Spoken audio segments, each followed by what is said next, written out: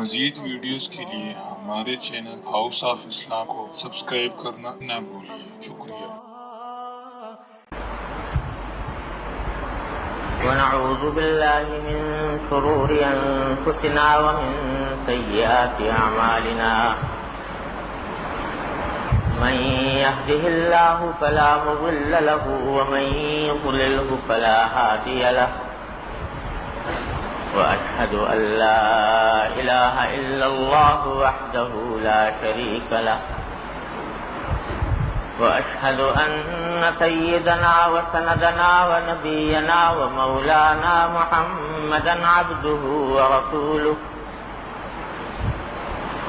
صلى الله تعالى عليه وعلى آله وأصحابه وبارك وسلم تسليما كثيرا.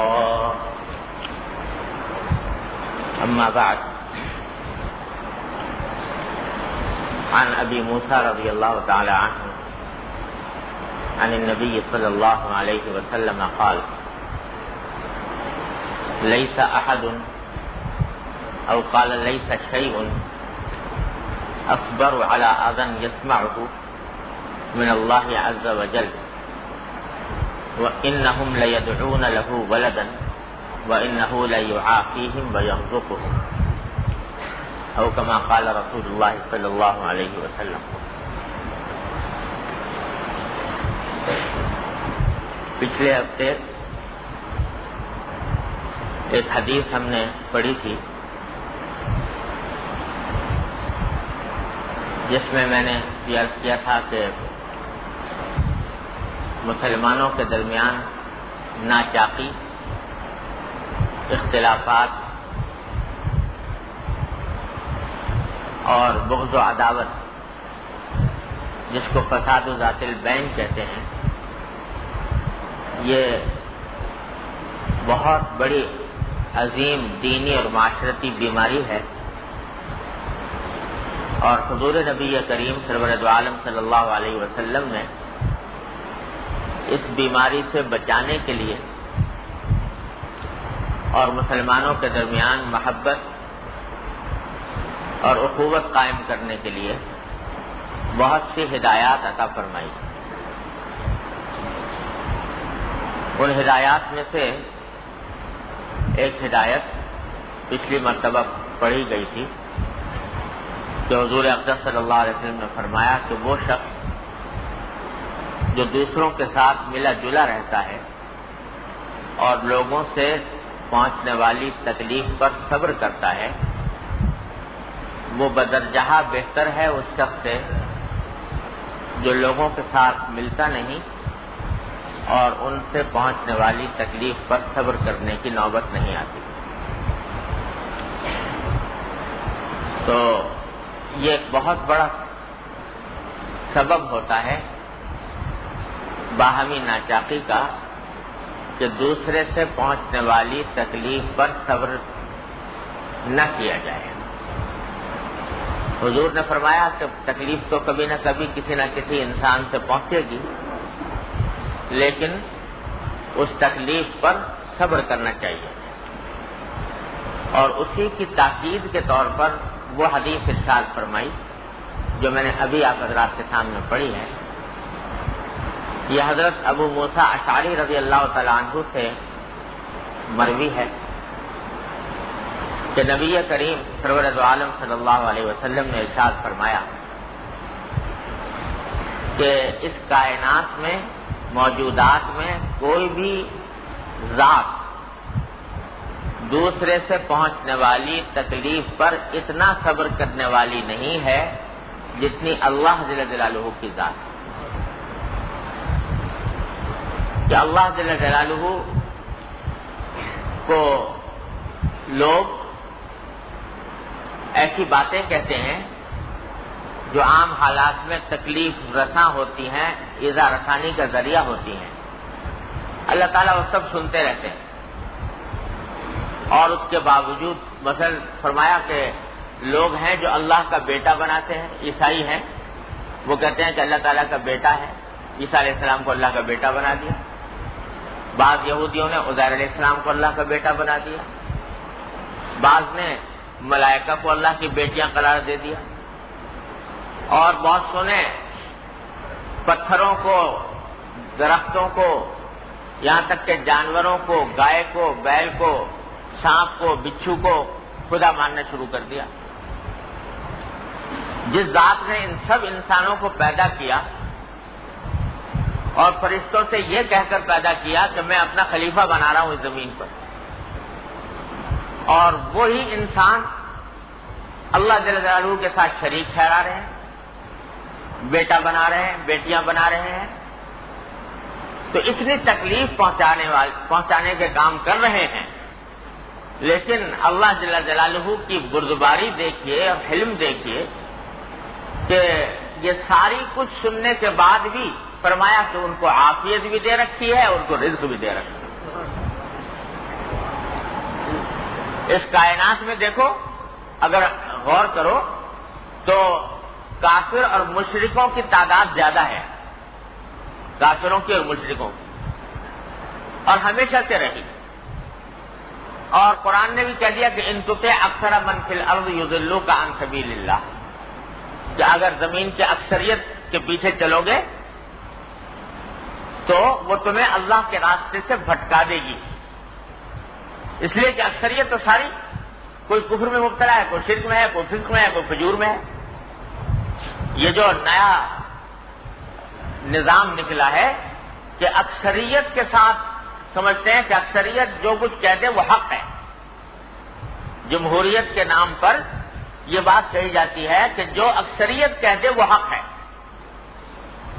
اگر یہ اصول تسلیم کر لیا جائے تو پھر اس کا مطلب یہ ہے کہ کفر برحق ہے، اسلام جو ہے باطل ہے، الیاذ باللہ العلی العظیم۔ اس واسطے کہ ساری روئے زمین پر بسنے والے، ان کی اکثریت کفر میں مبتلا ہے یا شرک میں مبتلا ہے، اور جو مسلمان کہلاتے ہیں، اللہ کی وحدانیت کے قائل ہیں، نبی کریم صلی اللہ علیہ وسلم کی رسالت پر ایمان رکھتے ہیں، آخرت پر ایمان رکھتے ہیں، وہ بھی دیکھو تو ان میں شریعت کے دائرے پر ٹھیک ٹھیک چلنے والے کتنے ہیں، اور بے فکر بے پرواہ فسق و فجور میں مبتلا، معصیتوں میں گرفتار کتنے ہیں۔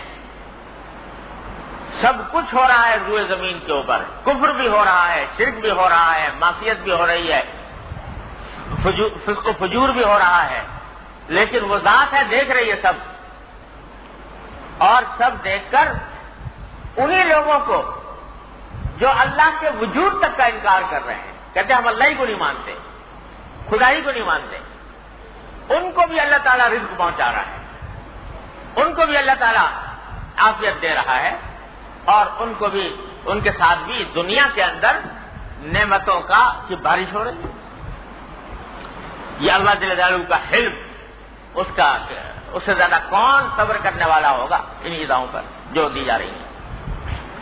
شیخ سعدی رحمۃ اللہ علیہ فرماتے ہیں کہ بری خان یغما کے دشمن کے دوست، اللہ تعالیٰ نے جو دسترخوان بچھایا ہوا ہے اس روئے زمین کے اوپر، رزق کا دسترخوان، اس میں دوست دشمن سب برابر ہیں، دوستوں کو بھی دے رہے ہیں اور دشمنوں کو بھی دے رہے ہیں، بلکہ بعض اوقات دشمنوں کو زیادہ دے رہے ہیں۔ دیکھو اگر اس وقت موازنہ کرو تو جو کافر اور فاسق اور فجار ہیں اور مشرک ہیں، ان کے پاس دولت کے انبار لگے ہوئے ہیں، مسلمانوں کے پاس بسا اوقات فقر و فاقہ ہے، لیکن اللہ تعالیٰ کا حلم یہ ہے کہ وہ سب یہ تکلیفیں دیکھ رہے ہیں، سن رہے ہیں، اور اس کے باوجود اللہ تبارک و تعالیٰ ان سب کے ساتھ معاملہ کر رہے ہیں، رزق کا بھی، عافیت کا بھی۔ تو حضرت نبی کریم صلی اللہ علیہ وسلم فرماتے ہیں کہ اللہ تبارک و تعالیٰ کے اس حلم کو دیکھو، اس صبر کو دیکھو، اور حدیث میں فرمایا نبی کریم صلی اللہ علیہ وسلم کہ تخلقوا باخلاق اللہ، کہ اے انسانوں تم اللہ کے اخلاق حاصل کرنے کی کوشش کرو۔ 100% تو نہیں وہ کر سکتے، لیکن کوشش کرو کہ وہ اخلاق تمہارے اندر بھی آئیں۔ تو جب اللہ جل جلالہ اتنا صبر فرما رہے ہیں لوگوں کی ایذا رسانیوں پر، تو اے اللہ کے بندو تم بھی ایذا رسانیوں پر صبر کرو، اور دوسروں سے اگر تکلیف پہنچ رہی ہے تو اس کو برداشت کرنے کی عادت ڈالو۔ کوئی کہے کہ صاحب ٹھیک ہے، دنیا کے اندر تو اللہ تعالیٰ صبر فرما رہے ہیں اور دے رکھا ہے، رزق بھی دے رکھا ہے، عافیت بھی دے رکھی ہے، پھل پھول رہے ہیں، ترقیات ہو رہی ہے، لیکن جب پکڑ ہوگی تو ایسی ہوگی کہ چھوٹ نہیں پائیں گے، یعنی آخرت میں اللہ تبارک و تعالیٰ ان سب کو عذاب ایسا دیں گے نعوذ باللہ العلی العظیم کہ اس کا کچھ ٹھکانہ نہیں، اس کی کوئی حد و نہایت نہیں۔ تو ٹھیک ہے، اللہ تبارک و تعالیٰ وہاں پر بدلہ دیں گے، تو تم بھی تخلقوا باخلاق اللہ کو اختیار کرتے ہوئے یہاں تمہیں جس سے تکلیف پہنچ رہی ہے کہو کہ بھائی میں نے اس کا معاملہ اللہ کے حوالے کر دیا، اللہ تبارک و تعالیٰ کے حوالے کر دیا، آخرت میں اللہ تبارک و تعالیٰ خود انصاف کرا دیں گے، تو اس کے حوالے کر دو اللہ تبارک و تعالیٰ۔ تو وہ تم یہاں دنیا کے اندر جو کچھ بدلہ لوگے وہ بدلہ کوئی حیثیت نہیں رکھتا اس انتقام کے مقابلے میں جو آخرت کے اندر اللہ تبارک و تعالیٰ لیں۔ اس واسطے اگر بدلہ لینے ہی کا شوق ہے تب بھی اس کا راستہ یہ ہے کہ یہاں پر بدلہ نہ لو، اللہ تبارک و تعالیٰ بدلہ لیں گے۔ تو حکم یہ دیا کہ تکلیفیں جو پہنچ رہی ہیں انسانوں سے پہنچیں گی ضرور، ان تک پہنچنے والی تکلیفوں پر صبر کرنے کی عادت ڈالو، اللہ تعالیٰ کے حوالے کر دو۔ اچھا تو یہ ہے کہ معاف بھی کر دو، معاف کر دو گے تو اللہ تبارک و تعالیٰ خود کفالت فرمائیں گے انشاءاللہ تمہاری بھی، تمہاری حاجتیں دور فرمائیں گے، جو تکلیف تمہیں پہنچی ہے وہ ختم ہو جائے گی۔ اللہ کے بندے جو ہیں وہ معاف بھی کر دیتے ہیں، اس طرح معاف کر دیتے ہیں کہ ہم نے اپنے بزرگوں سے سنا کہ حضرت میاں جی نور محمد صاحب گنجانوی رحمۃ اللہ علیہ جو ہمارے دادا پیر ہیں، حضرت حاجی امداد اللہ صاحب مہاجر مکی رحمۃ اللہ علیہ کے شیخ، تو ان کی عادت یہ تھی کہ جب کوئی شخص کوئی بھی تکلیف پہنچائے کچھ کرے بس کہہ دے اللہ میں بس معاف کر دیا، مجھے معاف کر دو، جہاں تک کہ کوئی چور چوری کر کے لے گیا کہ اللہ میں نے یہ مال جو ہے اس کے لیے حلال کر دیا، چوری کی اس نے تو اسی کے لیے حلال کر دیا، اللہ میں کیا کروں گا اس کا بدلہ لے کے اور اس کو عذاب دلوا کے، یہ طریقہ نہیں۔ تو اللہ کے ذکر میں مشغول رہتے تھے، اور لکھا ہے کہ جب جاتے تھے کہیں تو پیسوں کی تھیلی لے کے گئے، کوئی چیز خریدنے گئے بازار میں، تو سودا ہوا کہ بھائی کتنے کی ہے، اس نے بتا دے اتنے کی ہے، اچھا وہ یہ تھیلی رکھی ہے لے لیں، اس میں سے جتنے نکالنے ہو نکال لیں، وہ اس میں سے گننے کی بھی ضرورت نہیں، بس اس نے جتنے نکال لیے تو نکال لیے، وہ واپس کر دے، واپس لے آئے۔ تو ایک مرتبہ جا رہے تھے تو ہاتھ میں تھیلی پیسوں کی، تو جاتے جاتے کوئی چور چکار جو ہوتے ہیں وہ ایسے لوگوں کے تو تلاش میں رہتے ہیں کہ ایسے اللہ کے بندے ملیں تو ان کی چاندی ہو، تو وہ ہاتھ میں لیے جا رہے تھے، چور نے دیکھ لیا کہ یہ میاں جی ہاتھ میں پیسے لیے جا رہے ہیں، تو پیچھے سے آیا اور ہاتھ میں سے کھینچ لیے پیسوں کی تھیلی ہاتھ میں سے، میاں جی نے مڑ کے بھی نہیں دیکھا کہ یہ کون کیا کر کے لے گیا، وہ انہوں نے کہا کون اس جھنجٹ میں پڑے گا، اس سے پوچھے گچھے واپس لے، اللہ اللہ کر رہے تھے، ذکر کر رہے تھے، وہ کرتے ہوئے نکلتے چلے گئے، اور ساتھ میں دل میں یہ عادت تھی، دل میں نیت کر لی کہ اے اللہ یہ جو پیسے سے لیے ہیں تو میں نے اس کو معاف کیے، حلال کر دیا، میں نے اس کے لیے جمع کر دیا، صدقہ کر دیا، اسی کو دل میں نیت بھی کر لی۔ اب جناب وہ تو اللہ والے بزرگ تھے، ان سے پیسے چھین کے آدمی لے کے کہاں جائے، اللہ تعالیٰ نے اس کے اوپر ایسا عذاب مسلط کیا کہ وہ لے کے جاتا ہے، نکلنا چاہتا ہے اپنے گھر جانے کے لیے تو وہ گلی سے نکل ہی نہیں پاتا، ایک گلی سے دوسری گلی میں داخل ہو جاتا ہے، دوسری سے تیسری میں ہو جاتا ہے، جیسے بھول بھلائیاں ہوتی ہے اس طرح راستہ ہی نہیں ملتا نکلنے کا، کبھی اس گلی میں کبھی اس گلی میں کبھی اس گلی میں کبھی اس گلی میں گھومتا پھر رہا ہے، راستہ ملتا نہیں۔ یا اللہ یہ راستے ہمیشہ پر آتا رہا ہوں، دیکھتا رہا ہوں، جانے پہچانے راستے ہیں، مگر آج نکلنے کا راستہ ہی نہیں ملتا۔ جب گھنٹے گزر گئے اور نکلتے نہیں، چلتے چلتے تھک گیا اور نکلنے کا کوئی راستہ نہیں ہوتا، تو دماغ میں خیال آیا کہ یہ کوئی بڑے میاں کی کرامت معلوم ہوتی ہے کہ ان کے پیسے چھینے میں نے، تو اللہ میں نے میرے اوپر یہ راستہ بند کر دیا، اب کیا کروں؟ سوچا کہ یہ راستہ ہے کہ پھر دوبارہ جاؤں ان کے پاس، بزرگ کے پاس، اور جا کر ان سے درخواست کروں کہ اللہ تو خدا کے واسطے پیسے لے لو اور میری جان چھڑواؤ اللہ تعالیٰ سے دعا کر کے۔ تو پہنچا ان کے گھر پہ، دستک دے رہا ہے، ہاں بھائی کیا بات ہے؟ کہ جی بس غلطی ہو گئی تھی، یہ پیسے لے لیے تھے آپ سے، خدا کے لیے یہ مجھ سے لے لو واپس۔ اس نے کہا بھائی میں تو صدقہ کر چکا، میں تو تمہارے لیے حلال کر چکا، صدقہ کر دیا تمہارے اوپر، ہبہ کر دیا، اور اب میرے رہے نہیں پیسے، میں نے تمہیں دے دیے۔ تو اس نے کہا جی وہ تو میں خدا کے واسطے لے لو، جب کیونکہ باہر نکلنا چاہتا ہوں تو نکلنے کا راستہ نہیں مل رہا کہیں، تو خدا کے لیے لے لو۔ وہ کہہ رہا لے لو، وہ کہتا میں نہیں لیتا، وہ کہتا واپس لے لو، وہ کہتے میں تو صدقہ کر چکا، حلال کر چکا۔ وہ اصرار کر رہا دینے کو، یہ اصرار کر رہا ہے نہ لینے پر۔ آخر کار پھر کاغذ باغ کی بات کیا ہے، کیوں دینا چاہتا ہے کہ جی وہ اس عذاب میں مبتلا ہو گیا اور راستہ نہیں مل رہا۔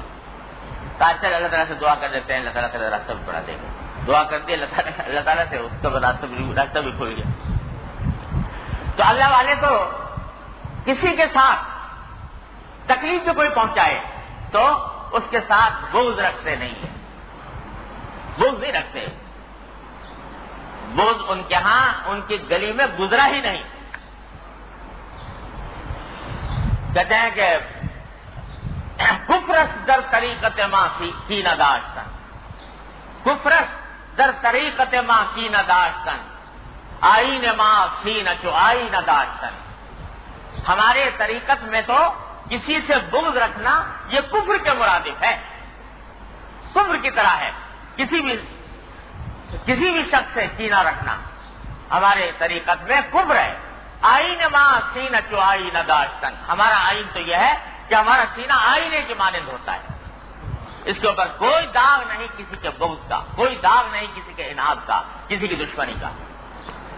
اللہ والے تو ایسے تو معاف کر دو، ہاں اگر انتقام لینا ہی ہے، بدلہ لینا ہے تو خود کیا لوگے، اللہ تعالیٰ پہ چھوڑ دو، خود لوگے تو اس سے لڑائی جھگڑے پیدا ہوں گے، ہونے کا اندیشہ ہے، کیونکہ پتہ نہیں تم نے بدلہ لیا تو جتنا تمہیں حق تھا اتنا ہی لیا یا اس سے کچھ آگے بڑھ گئے تمہاری گردن پکڑی جائے گی۔ اس واسطے بہتر یہ ہے کہ اللہ پہ چھوڑ دو۔ لیکن یہاں ایک بات سمجھ لینے کی ہے کہ حضور نبی کریم سرور دو عالم صلی اللہ علیہ وسلم ہمیشہ ہر انسان کو اس کے فرائض سے متعلق مخاطب فرماتے ہیں کہ تمہارا فریضہ یہ ہے، تمہارا کام یہ ہونا چاہیے، تمہارا طریقہ کار یہ ہونا چاہیے۔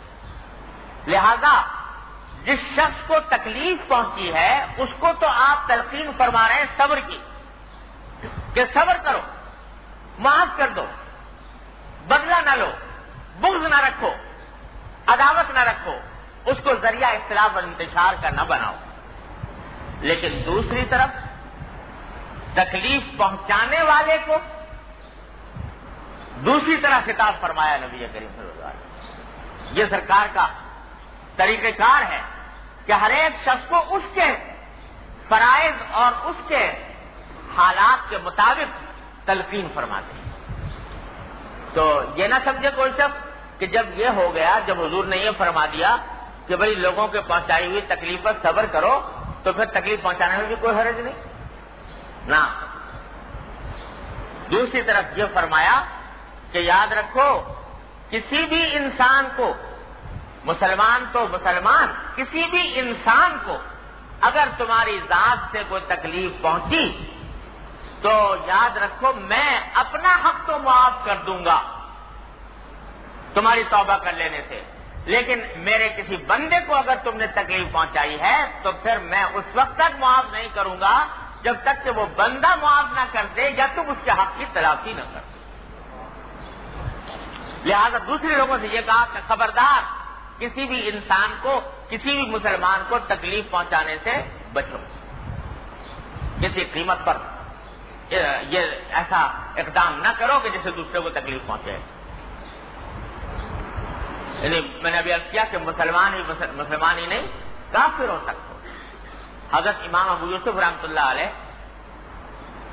جو امام ابو حنیفہ رحمۃ اللہ علیہ کے شاگرد ہیں، بڑے درجے کے فقہاء کرام میں سے ہیں، اور فقہاء کے حیثیت سے تو مشہور ہی ہیں، لیکن کوئی ولی اللہ ہونے کی حیثیت سے کوئی جانتا نہیں، کیونکہ اولیاء کرام میں شمار نہیں ہوتا، فقہاء کرام میں شمار ہوتا ہے۔ لیکن ان کے حالات میں لکھا ہے کہ جب قاضی بن چکے تھے، قاضی القضات، اس کے بعد قاضی القضات بننے کے بعد اتنی مشغولیت کے باوجود دن بھر میں 200 رکعتیں نفل پڑھا کرتے تھے۔ 200 رکعتیں نفل قاضی القضات بننے کے بعد پڑھا کرتے تھے۔ تو ایسے ولی اللہ بھی ہیں۔ تو ان کے بارے میں لکھا ہے کہ جب ان کی وفات کا وقت قریب آیا تو کسی نے دیکھا کہ کچھ چہرے پر رنجیدگی کے آثار ہیں، تشویش کے آثار ہیں۔ تو پوچھا کہ کیا وجہ ہے، کس چیز کی فکر ہے؟ فرمانے لگے کہ اللہ جل جلالہ کے بارگاہ میں حاضر ہونے کا وقت قریب آ رہا ہے، اور یوں تو ہر انسان کو فکر ہوتی ہی ہے کہ اللہ کے سامنے جانا ہے، کیا جواب دوں گا اپنی زندگی کے اعمال کا، لیکن ایک واقعہ ایسا یاد آ رہا ہے کہ اور کسی واقعے کے بارے میں تو یہ ہے کہ میں توبہ کر چکا ہوں، استغفار کر لیا ہے، اللہ تبارک و تعالیٰ سے امید ہے کہ اللہ تبارک و تعالیٰ معاف فرما دیں گے، لیکن ایک واقعہ ایسا یاد آ رہا ہے کہ اس کی وجہ سے بڑی سخت ہے۔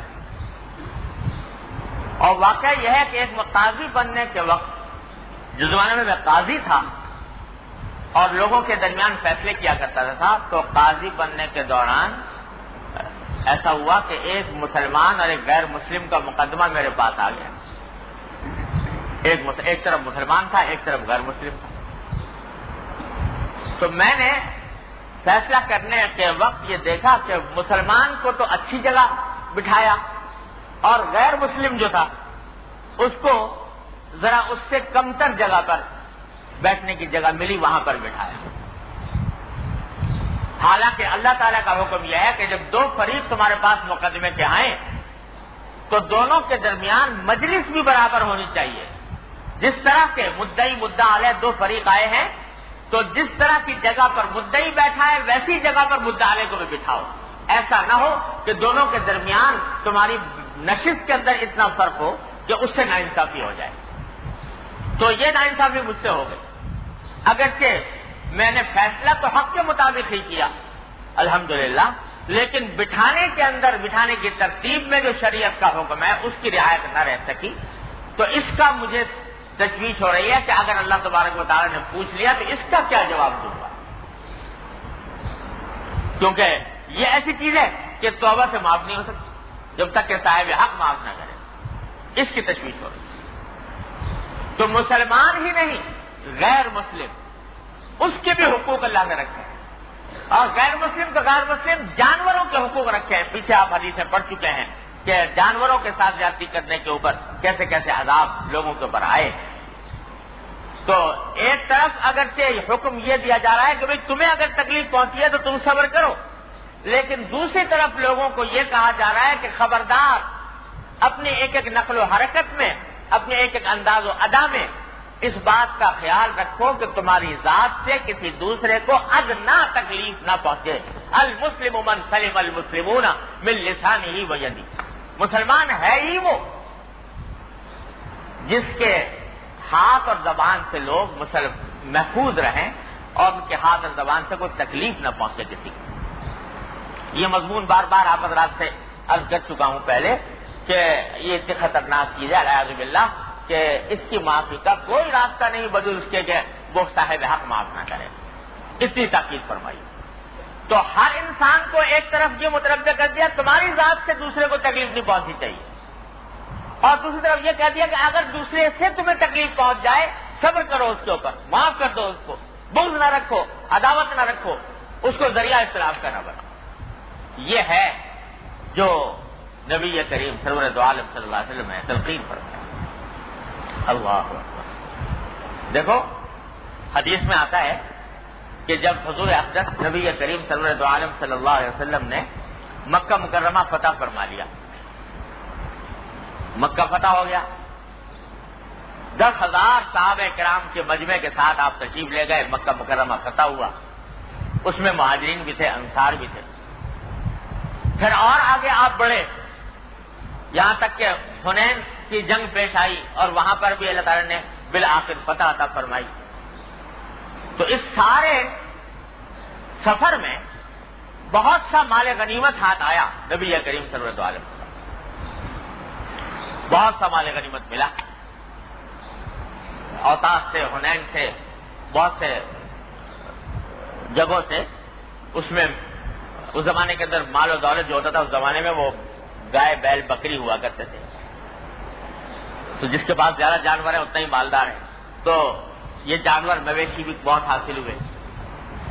تو جب تقسیم کا وقت آیا مال غنیمت کی، تو سرکار دو عالم صلی اللہ علیہ وسلم نے یہ محسوس فرمایا کہ یہ لوگ جو مکہ مکرمہ کے آس پاس بسنے والے ہیں، یہ ابھی ابھی مسلمان ہوئے ہیں، تازہ تازہ، ابھی اسلام ان کے دلوں میں پیوست اور راسخ نہیں ہوا، اور ان میں سے بعض ایسے ہیں جو ابھی تک اسلام کی طرح آئے بھی نہیں، لیکن تھوڑا سا میلان پیدا ہوا ہے۔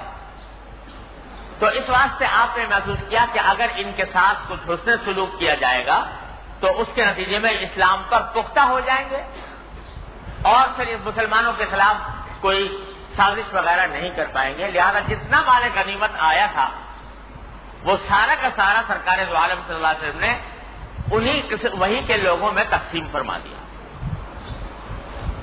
سارا مال غنیمت انہی میں تقسیم ہو گیا۔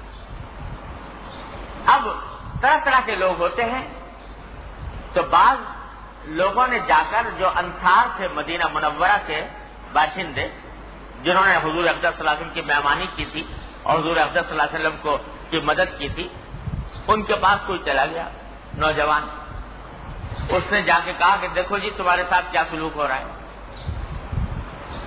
وہاں سے تو چل کر تم آئے لڑنے کے لیے، حضور کا ساتھ تم نے دیا، اور حضور کا ساتھ دینے کے ساتھ تم نے اپنی جانیں دی، اور جن کے خلاف تمہاری تلواریں چل رہی تھیں اور جن کی خون سے تمہاری تلواریں اب بھی آلودہ ہیں، وہ ابھی ابھی مسلمان ہوئے، سارا مال غنیمت ان میں تقسیم ہو گیا، تمہیں کچھ نہ ملا، ایک جھیلا نہ ملا۔ تو یہ عجیب بات ہو رہی ہے، یہ بات کسی نے کہہ دی۔ واللہ عالم، منافقین ہر جگہ ہوتے ہیں، اور جا کے انصار سے۔ اب جو انصار میں جو عمر رسیدہ تجربہ کار حضرات تھے، ان میں تو کوئی خیال پیدا نہیں، وہ جانتے ہی تھے کہ مال و دولت کی حقیقت ہی ان کی نگاہ میں کچھ نہیں تھی، لیکن کچھ نوجوان تھے، ان نوجوانوں کے دل میں خیال پیدا ہونے لگا کہ ہاں یہ عجیب معاملہ ہوا کہ سارا مال انہی میں تقسیم ہو گیا اور ہم جو جہاد میں شامل تھے ہمیں کچھ نہ ملا۔ حضور اقدس نبی کریم سرور دو عالم صلی اللہ علیہ وسلم کو اطلاع ملی کہ بعض انصار کو یہ خیال پیدا ہو رہا ہے۔ آپ نے اعلان فرمایا کہ سارے انصار کو جمع کر، سارے انصار مدینہ کو جمع کر، اور وہاں پر آپ نے خطبہ دیا، آپ نے خطاب فرمایا تمام انصار، اور خطاب میں یہ فرمایا کہ اے گروہ انصار، تمہیں اللہ تبارک و تعالیٰ نے ایمان کی دولت عطا فرمائی، تمہیں اللہ تبارک و تعالیٰ نے نبی کریم میری نبی کی میزبانی کا شرف عطا فرمایا، اور تمہارے فضائل و مناقب بہت سے ہیں۔ یہ میں نے مال جو کچھ آیا تھا یہ میں نے ان کے اندر تقسیم کر دیا جو یہاں کے رہنے والے ہیں، تاکہ ان کا یہ ایمان کے اوپر پختہ ہو جائیں اور راسخ ہو جائیں، اس لیے میں نے ان کو دیا۔ اور میں پتہ نہیں کتنی مرتبہ ایسا کرتا ہوں کہ جس کو نہیں دیتا وہ میرے نزدیک زیادہ معزز اور محبوب ہوتا ہے بنسبت اس کے کہ جس کو دوں اس کے مقابلے میں نہ جس کو نہیں دیتا وہ زیادہ معزز محبوب ہوتا ہے. یہ کرتا رہتا ہوں، یہ ایسا میں نے کیا، لیکن میں نے سنا ہے کہ بعض لوگوں کے دلوں میں یہ خیال پیدا ہوا ہے. تو عجیب جملہ ارشاد فرمایا کہ اے گروہ انصار، کیا تم اس بات پر راضی نہیں ہو کہ جب یہ لوگ اپنے گھروں کے پاس واپس جائیں تو ان کے ساتھ گائیں اور بیل اور بھیڑ بکریاں ہوں، اور جب تم اپنے گھروں کے پاس واپس جاؤ تو تمہارے ساتھ محمد رسول اللہ صلی اللہ علیہ وسلم. بتاؤ تم میں سے کون افضل ہے؟ یہ پہلے تو خطبہ دیا سرکار دو عالم صلی اللہ علیہ وسلم. جس وقت حضور نے بات ارشاد فرمائی، ٹھنڈک پڑ گئی سارے دلوں میں، اور انصار نے کہا کہ یا رسول اللہ، ہمارے لیے تو اس سے بڑا اعزاز کوئی نہیں ہے، اور یہ چند نوجوانوں کے دل نے اس طرح کی باتیں کی تھی، ورنہ ہمارے جو صاحب بڑے لوگ ہیں ان میں سے کسی کے دل میں کوئی خیال پیدا نہیں ہوا. آپ جیسا فیصلہ فرمائیں، آپ ہی کا فیصلہ برحق ہے، اور کسی کے دل میں کوئی خیال پیدا نہیں ہو سکتا. یہ ساری بات ہو گئی. اس کے بعد جو سنانے کی بات تھی وہ، اس کے بعد سرکار دو عالم صلی اللہ علیہ وسلم نے انصار سے خطاب کرتے ہوئے فرمایا کہ اے انصار، خوب سن لو کہ تم میرے خاص الخاص لوگ ہو، اور لو سلک الناس وادیا لسلکت شعب الانصار، کہ اگر لوگ جو ہیں وہ ایک راستے پر جائیں اور انصار دوسرے راستے پر جائیں تو میں انصار والا راستہ اختیار کروں گا. یہ بھی فرمایا. اور پھر فرمایا کہ اے گروہ انصار، الحمدللہ ابھی تک تو تمہارے ساتھ کوئی ناانصافی ہوئی نہیں، اور مجھے تمہارے ساتھ جو محبت اور تعلق ہے وہ انشاءاللہ برقرار رہے گا. لیکن تمہیں پہلے سے بتایا دیتا ہوں کہ میرے دنیا سے اٹھ جانے کے بعد تمہیں شاید واسطہ پیش آئے اس بات سے کہ لوگ دوسرے لوگوں پر تمہیں زیادہ ترجیح دی جائے،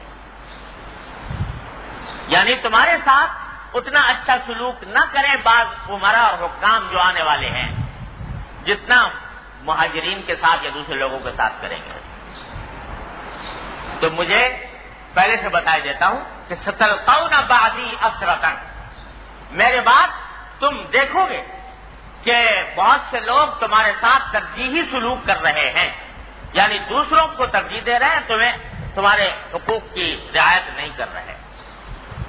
تو میں تمہیں وصیت کرتا ہوں اے گروہ انصار کہ اگر ایسا ہو فاصبروا حتی تلقونی علی الحوض، تو صبر کرنا یہاں تک کہ حوض کوثر پر مجھ سے آ ملو. صبر کرنا یہاں تک کہ حوض کوثر پر مجھ سے آ ملو. یہ بتا دیا پہلے سے کہ آج تو ناانصافی نہیں ہوئی، لیکن آئندہ ہوگی تمہارے ساتھ، اور اس ناانصافی کے موقع پر میں تمہیں وصیت یہ کرتا ہوں کہ تم صبر کرنا. یہ نہیں فرمایا کہ ایک انجمن بنا لینا تحفظ حقوق انصار کی، اور اس کے لیے تحفظ حقوق انصار کی انجمن بنا کر اپنا حقوق طلب کرنے کے لیے جھنڈا لے کے کھڑے ہو جانا اور بغاوت کا علم بلند کر دینا. فرمایا یہ کہ فاصبروا، صبر کرنا، حتی تلقونی علی الحوض، یہاں تک کہ آ کر مجھ سے حوض کوثر میں مل جاؤ. اور قربان جائیں حضرات انصار رضی اللہ تعالیٰ عنہم کے کہ انہوں نے بھی اس حکم پر، سرکار دو عالم صلی اللہ علیہ وسلم کے اس حکم پر ایسا عمل کر کے دکھایا، ایسا عمل کر کے دکھایا کہ پوری تاریخ میں، تاریخ اسلام میں انصار کی طرف سے کوئی گڑبڑ آپ کو نہیں ملے گی. مشاجرات ہوئے، لڑائیاں بھی ہوئی، اور صفین اور جمل کے واقعات بھی پیش آئے، لیکن انصار کی طرف سے کوئی گڑبڑ عمرا اور حکام اور خلفاء کے خلاف نہیں ہوئی.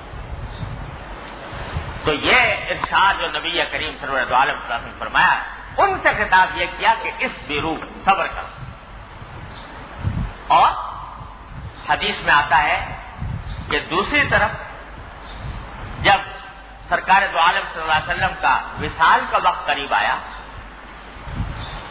آپ مرض وفات میں تھے، اور اس مرض وفات کے اندر آپ مسجد بھی تشریف نہیں لا رہے تھے.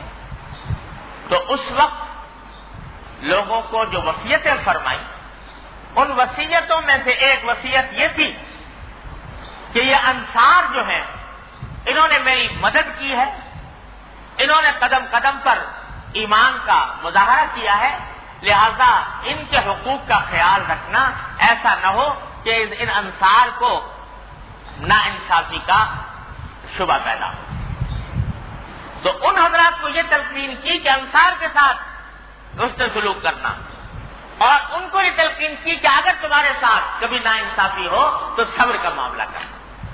یہ ہے نبی کریم سرور دو عالم صلی اللہ علیہ وسلم کی تلقین اور تعلیم کہ ہر شخص اپنے فریضے کو دیکھے، میرے ذمہ کیا فریضہ عائد ہوتا ہے، مجھ سے کیا مطالبہ ہے، اس کو پورا کرنے کی کوشش کرے۔ اور جب ہر انسان کو یہ دھن لگ جاتی ہے کہ میں اپنا فریضہ ادا کروں، میرے ذمہ جو اللہ تعالیٰ کی طرف سے مطالبہ ہے وہ پورا کروں، تو سب کے حقوق ادا ہو جاتے ہیں۔ آج دنیا میں الٹی گنگا بہہ رہی ہے۔ آج دنیا میں سبق یہ پڑھایا جا رہا ہے کہ ہر آدمی اپنے حقوق کا مطالبہ کرنے کے لیے جھنڈا لے کے کھڑا ہو۔ ہر آدمی کہہ رہا ہے میرے حقوق ملنے چاہیے، مجھے میرے حقوق ملنے چاہیے، اور اس کے نتیجے میں اس سے بے پرواہ ہے کہ میرے ذمہ فرائض کیا عائد ہوتے ہیں، مجھ سے مطالبات کیا ہیں۔ مزدور کہہ رہا ہے کہ مزدور کے حقوق ہیں، اور جو آجر ہے وہ کہہ رہا ہے کہ میرے حقوق ہیں۔ نہ اس کو اپنے فرائض کی پرواہ، نہ اس کو اپنے فرائض کی پرواہ۔ آج مزدور کو یہ حدیث تو خوب یاد ہے کہ مزدور کی مزدوری پسینہ خشک ہونے سے پہلے ادا کر دو، یہ حدیث خوب یاد ہے اسے، لیکن یہ پتہ نہیں کہ اس نے جو کام کیا اس میں پسینہ نکلا بھی کہ نہیں نکلا، اس کی فکر نہیں کہ میں نے جو کام کیا وہ واقعتاً اس لائق ہے کہ اس کے اوپر مزدوری دی جائے۔ سرکار دو عالم صلی اللہ علیہ وسلم فرماتے ہیں ہر انسان اپنے فرائض کا جائزہ لے، اپنے گریبان میں منہ ڈال کر دیکھے میں جو کام کر رہا ہوں وہ درست کر رہا ہوں کہ نہیں۔ دفتر میں کام کر رہے ہو، ملازمت، یہ خیال تو ہر وقت رہتا ہے کہ تنخواہ بڑھنی چاہیے، فلاں گریڈ ہونا چاہیے، اتنی ترقیات ملنی چاہیے، فلاں قسم کے منافع حاصل ہونے چاہیے، فلاں کو یہ ملتے ہیں مجھے نہیں ملتے، یہ سب باتیں تو دھیان میں آتی ہیں، لیکن کیا کبھی یہ بھی سوچا کہ جو فرائض میرے ذمہ دفتر کے اندر عائد ہیں وہ فرائض میں ٹھیک طریقے پر ادا کر رہا ہوں کہ نہیں کر رہا؟ اس کی طرف دھیان نہیں۔ نتیجہ یہ کہ لوگوں کے حقوق برباد ہیں، پامال ہیں، کسی کو حق نہیں ملتا۔ تو حضور نبی کریم صلی اللہ علیہ وسلم کا طریقہ یہ ہے کہ ہر ایک کو اس کے فرائض سے باخبر فرماتے ہیں، اس سے آگاہ فرماتے ہیں اور متنبہ فرماتے ہیں کہ یہ فریضہ تمہارا ہے، اس کو ادا کرو اسی طرح۔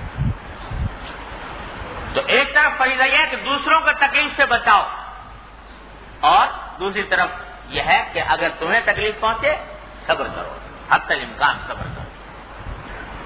یہ اللہ تبارک و تعالیٰ کی طرف سے یہی راستہ ہے کہ جو معاشرے کو اصلاح کی طرف لا سکے۔ تو فرمایا کہ نبی کریم صلی اللہ علیہ وسلم کہ اللہ تبارک و تعالیٰ سے زیادہ حلیم کوئی نہیں، تو نافرمانیاں دیکھ رہا ہے، کفر دیکھ رہا ہے، فسوق دیکھ رہا ہے، لیکن پھر بھی صبر کرتا ہے اور عافیت دیتا ہے، رزق بھی دیتا ہے۔ تو تم بھی اسی کے طریقے پر عمل کرنے کی کوشش کرو۔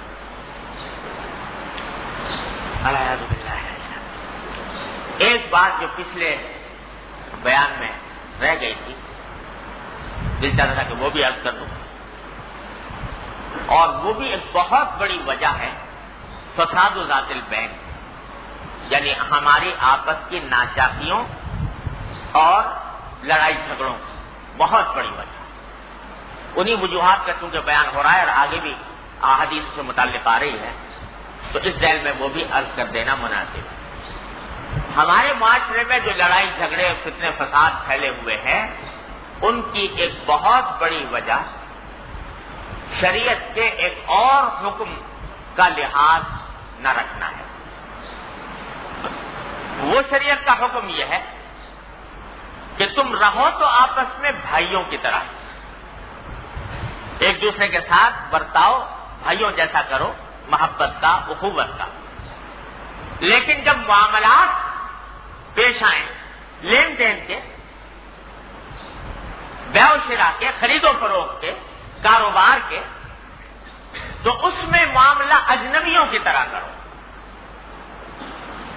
معاملہ صاف ہونا چاہیے، کوئی اس میں ابہام نہ ہو، اجمال نہ ہو، پیچیدگی نہ ہو، جو بات ہو وہ صاف ہو. یہ بڑی زبردست تعلیم ہے نبی کریم صلی اللہ علیہ وسلم. اور یہ بات واضح کر دی ہے آپ نے کہ مسلمان کی ایک ایک چیز بالکل واضح اور صاف ہونی چاہیے. ملکیتیں الگ الگ ہونی چاہیے، کس کی کیا ملکیت ہے وہ بات واضح ہونی چاہیے. شریعت کے اس حکم کو ملحوظ نہ رکھنے کا بہت بڑا شاخسانہ یہ ہے کہ ہمارے معاشرے جھگڑے فساد سے بھرے ہوئے ہیں. کیسے؟ کاروبار ہے، باپ نے شروع کیا، بیٹوں نے کام شروع کر دیا اس میں کاروبار کے اندر، بس بغیر کچھ سوچے سمجھے، بغیر کوئی بات طے کیے ہوئے بیٹے کاروبار میں شریک ہو گئے. اب یہ پتہ نہیں کہ بیٹا جو کام کر رہا ہے کاروبار کے اندر وہ بحیثیت پارٹنر کے، بحیثیت شریک کے کر رہا ہے، یا ویسے ہی باپ کی مدد کر رہا ہے، یا اس کی کوئی تنخواہ مقرر ہے اور اس کو ملازم رکھا گیا ہے دکان کے اوپر، ملازمت کے طور پر کام کر رہا ہے. کچھ پتہ نہیں، بالکل معاملہ جو ہے وہ اندھیرے میں ہے. دن رات لگے ہوئے ہیں، باپ بھی بیٹے بھی. جب کھانے کا وقت آتا ہے تو جتنا جسے چاہ نکال لیا، کھا لیا، اور سارا سال اسی طرح گزر گئے. دوسرے بھائی بھی آ گئے، کوئی پہلے آیا کوئی بعد میں آیا، کسی نے زیادہ کام کیا کسی نے کم کیا، حساب کتاب کچھ ہے نہیں. نہ یہ پتا کہ کس کی ملکیت کتنی ہے، نہ یہ پتا کہ کس کا کاروبار میں حصہ کتنا ہے، نہ یہ پتا کہ کس کی تنخواہ کتنی ہے، کچھ پتا نہیں. اگر کوئی کہے کہ بھائی حساب کتاب کر لو، ارے بھائی بھائیوں کے اندر کیا حساب کتاب، باپ بیٹے میں کیا حساب کتاب، یہ تو دوئی کی بات ہے. بڑے عیب کی بات ہے کہ باپ اور بھائی جو ہیں وہ آپس میں حساب کتاب کریں. اور وہی محبت، یعنی یہ تو ایک طرف تو اتنا بھائی چارہ ہے کہ صاحب اتنی محبت ہے کہ بھائی بھائیوں میں حساب کرنا کتاب کرنا مشکل ہے. ابھی 10-12 سال گزرے،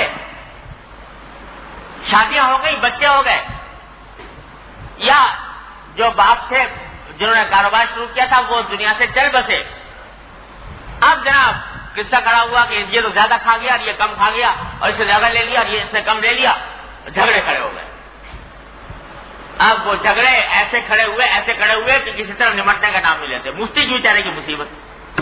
وہ سارے جھگڑے جب آخر میں جا کے پیچیدہ ہو گئے اور کچھ پتہ نہیں چلا کہ ہوا کیا تھا، آخر میں جب بالکل معاملہ جو ہے وہ تناؤ پر آ گیا، لڑائی جھگڑے کھڑے ہو گئے، بات چیت کے روادار نہیں رہے، ایک دوسرے کی شکل دیکھنے کے روادار نہیں رہے، ایک دوسرے کے خون کے پیاسے ہو گئے. آخر میں مفتی صاحب کے پاس جی اب مسئلہ بتاؤ کہ کیا ہوگا.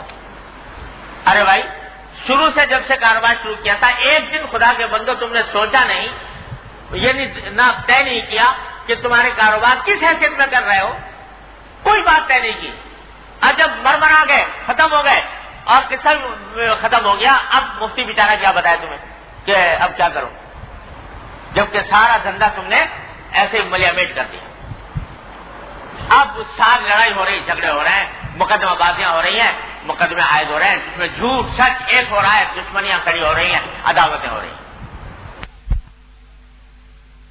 شریعت کے اس حکم پر عمل نہیں کیا کہ معاملات صاف ہونے چاہیے، چاہے باپ بیٹا ہی کیوں نہ ہو،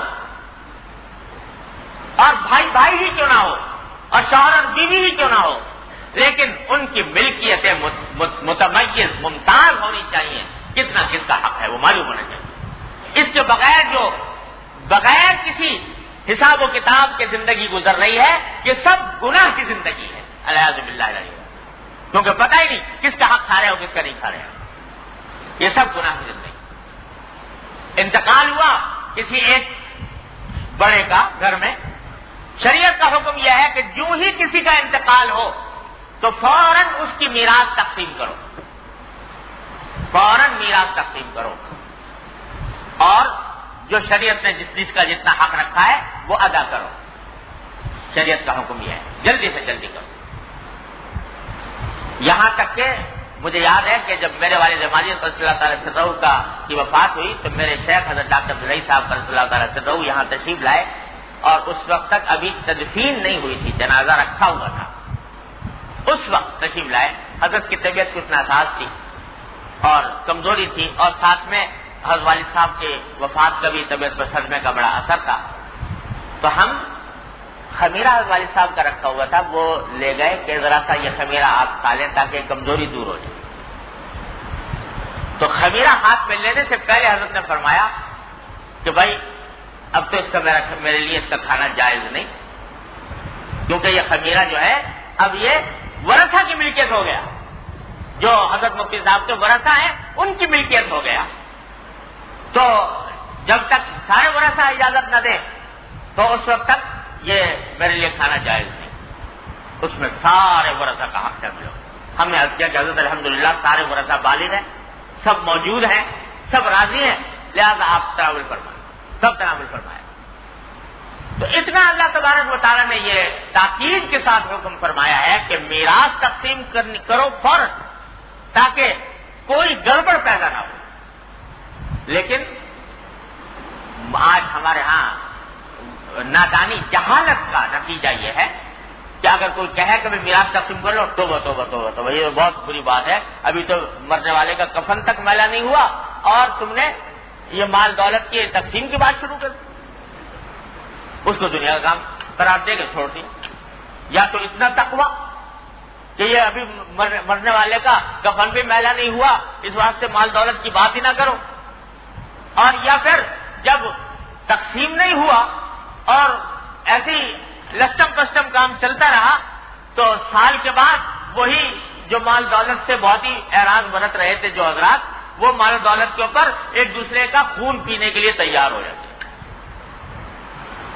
کہ یہ زیادہ کھا گیا اور یہ کم کھا گیا۔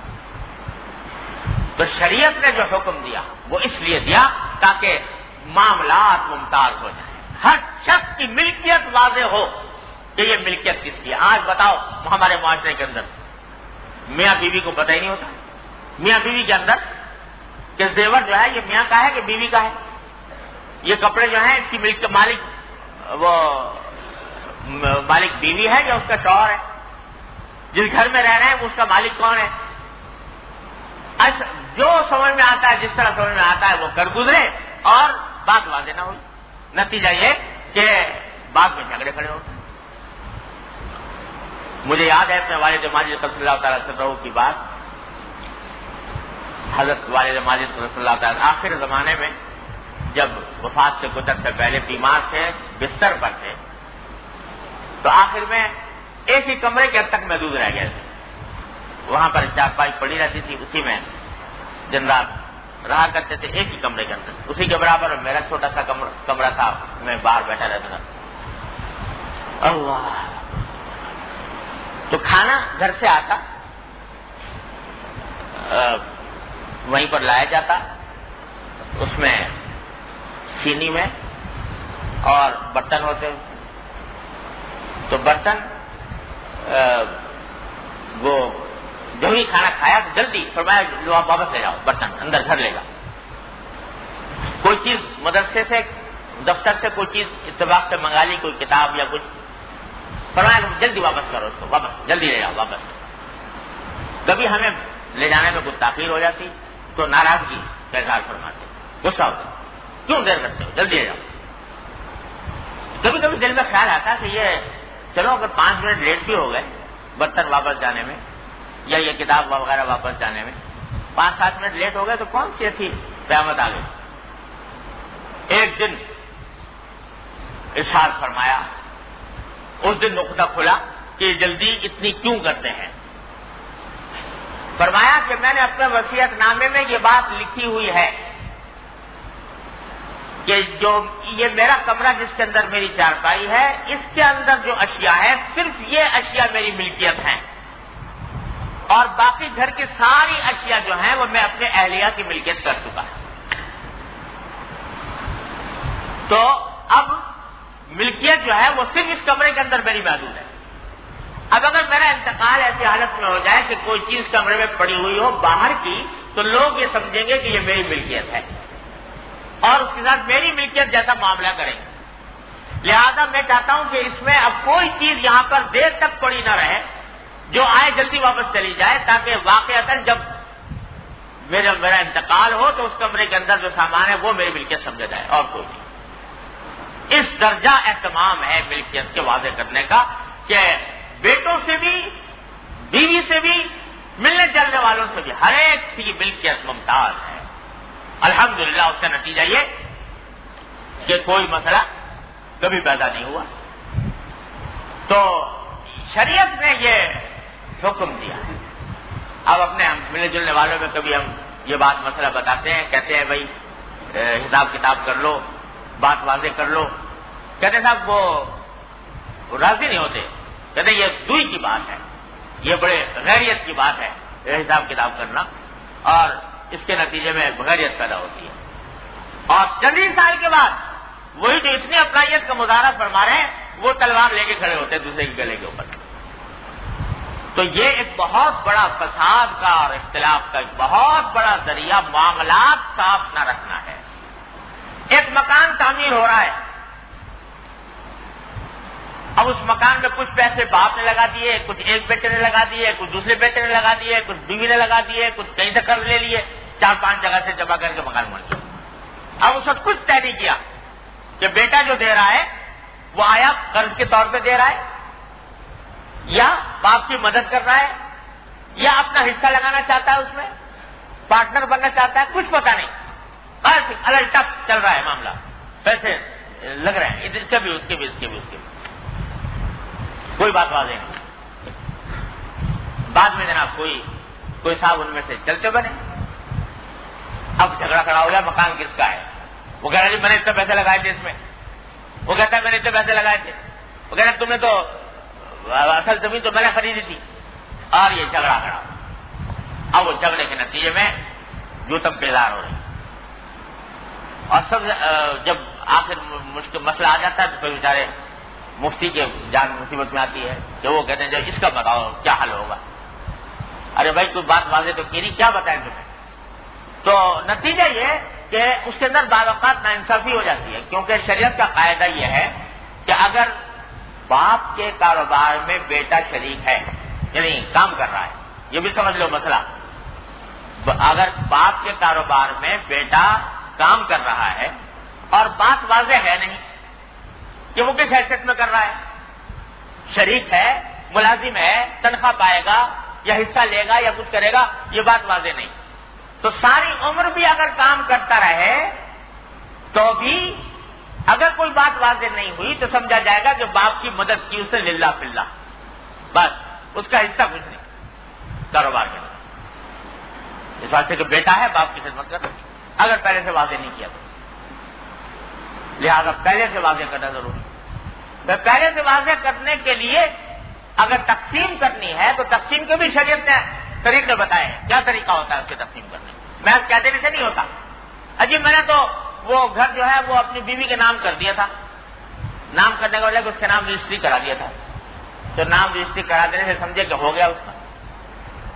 حالانکہ شرعی اعتبار سے محض رجسٹری کرانے سے کچھ نہیں ہوتا جب تک کہ اس کا طریقہ جو ہے شرعی وہ اختیار نہ کیا جائے، اس کا قبضہ نہ دیا جائے، اس کو کہا نہ جائے کہ تمہاری ملکیت کر دیا میں نے اور تم اس کے اب مالک ہو، تم اس کے قبضہ کر لو، اس کے اوپر لے لو، اس کو قبضہ نہیں دیا جائے. جب تک اس وقت تک وہ ملکیت نہیں ہوتا. یہ سارے مسائل بالکل پتہ نہیں. اس کا نتیجہ یہ ہے کہ الل ٹپ معاملہ چل رہا ہے اور اس الل ٹپ چلنے کے نتیجے میں لڑائی جھگڑے کھڑے ہو رہے ہیں، فتنہ فساد پھیل رہا ہے، معاشرے میں بگاڑ پھیلا ہوا ہے، مقدمہ بازیاں چل رہی ہیں. ہم تو دن رات ہمارے پاس فتوے کے اندر بھی یہ مسئلے آتے رہتے ہیں اور عدالتوں میں بھی آتے رہتے ہیں یہ مسئلے. اگر یہ شریعت کے احکام پر ٹھیک ٹھیک لوگ عمل کر لیں، آدھے مقدمات تو ختم ہی ہو جائیں، آدھے سے زیادہ. اس لیے کھڑے ہو رہے ہیں کہ معاملات صاف نہیں. یعنی یہ جو میں بتا رہا ہوں یہ تو ان لوگوں کی بات بتا رہا ہوں کہ جن کی نیت خراب نہیں ہے، یعنی وہ کسی کا مال جان بوجھ کر ہڑپ کرنا نہیں چاہتے، لیکن جہالت کی وجہ سے انہوں نے ایسا طریقہ اختیار کیا کہ لڑائی جھگڑا کھڑا ہو گیا. اور لبچائے جو ہیں ہی بددیانت، نیت ہی خراب ہے، دوسرے کا مال ہڑپ کرنا چاہتے ہیں، ان کا کچھ ٹھکانا نہیں۔ اللہ تعالیٰ محفوظ رکھے۔ تو یہ ایک بہت بڑا فساد کا سبب ہے جو ہمارے معاشرے کے اندر بہت زیادہ پھیلا ہوا ہے۔ اس مسئلے کو خود بھی خوب اچھی طرح سمجھنا چاہیے اور اپنے تمام ملنے جلنے والوں میں، دوست احباب میں، اعزاء رشتہ داروں میں اس کو پہنچانا چاہیے کہ اللہ تبارک و تعالیٰ کر دے۔ ٹھیک ہے بھائی، ایک مرتبہ حساب صاف کر لو، پھر رہو محبت سے، معاملات محبت جیسے کرو، لیکن حساب صاف ہونا چاہیے، ہر بات واضح ہونی چاہیے، کوئی بات اجمال اور ابہام میں نہ رہے۔ اللہ تبارک و تعالیٰ اپنی رحمت سے ہم سب کچھ پہ عمل کرنے کی توفیق عطا فرمائے۔ اچھا بھائی، آج ذرا مجھے سفر میں جانا ہے اور یہی ایک حدیث اور اس کے سے متعلق جتنی باتیں عرض کی گئی ہیں، اللہ تعالیٰ اپنی رحمت سے اسی پر ہم سب کو عمل کی توفیق دے دے۔ تو آج کی مجلس کے لیے انشاءاللہ یہ بھی بہت کافی ہے۔ اللہ تبارک و تعالیٰ ہم سب کو عمل کی توفیق عطا فرمائے۔ اللہم صلی علی سیدنا مولانا محمد وعلی آل محمد کما صلیت علی ابراہیم وعلی آل ابراہیم انک حمید مجید۔ ربنا ظلمنا انفسنا وان لم تغفر لنا وترحمنا لنكونن من الخاسرین۔ ربنا ظلمنا انفسنا وان لم تغفر لنا وترحمنا لنكونن من الخاسرین۔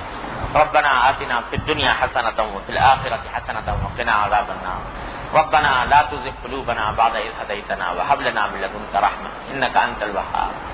یا ارحم الراحمین، اپنے فضل و کرم سے، اپنی رحمت سے ہمارے تمام گناہوں کو معاف فرما۔ اے اللہ، ہمارے اعمال و اخلاق کی اصلاح فرما۔ یا اللہ، ہمیں سیدھے راستے پر چلنے کی توفیق عطا فرما۔ یا اللہ، ہمیں اتباع سنت کی توفیق کامل اور راستے عطا فرما۔ اے اللہ، اپنی رحمت سے، اپنے فضل و کرم سے ہمارے دلوں میں محبت اور اخوت پیدا فرما۔ اے اللہ، اپنے دین کی صحیح سمجھ عطا فرما، اس پر عمل کی توفیق عطا فرما، اس پر استقامت عطا فرما۔ یا اللہ، ہر طرح کے شر سے اور فتنے سے ہماری حفاظت فرما۔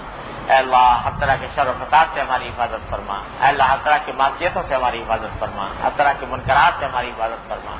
اے اللہ، عافیت کاملہ عاجلہ مستمرہ عطا فرما۔ اے اللہ، ہم میں جو لوگ بیمار ہیں انہیں شفا کاملہ عاجلہ عطا فرما۔ جو تنگ دست ہیں اے اللہ، ان کی تنگ دستی کو دور فرما۔ جو پریشان حال ہیں ان کی پریشانیوں کو رفع فرما۔ یا اللہ، جو مشکلات کے شکار ہیں ان کی مشکلات کو آسان فرما۔ اے اللہ، جو لوگ تنگ دست ہیں ان کی تنگ دستی کو دور فرما۔ جو مقروض ہیں ان کے قرضوں کی ادائیگی کا سامان فرما۔ اے اللہ، جو بے روزگار ہیں ان کو حلال واسع روزگار عطا فرما۔ یا اللہ، ہماری تمام حاجتوں کو اپنے فضل و کرم سے پورا فرما۔ یا اللہ، جن جن لوگوں نے ہم سے دعا کے لیے کہا ہے اپنی رحمت سے ان سب کی دلی مرادوں کو پورا فرما۔ اے اللہ، ہر طرح کے مرادوں کو پورا فرما، ہر طرح کے حاجات کو پورا فرما۔ اے اللہ، اپنی رحمت سے، اپنے فضل و کرم سے ہمارے دلوں میں محبت اور اخوت پیدا فرما۔ اے اللہ، ہر طرح کے شر و فساد سے ہماری مزید ویڈیوز کے لیے ہمارے چینل ہاؤس آف اسلام کو سبسکرائب کرنا نہ بھولیے۔ شکریہ۔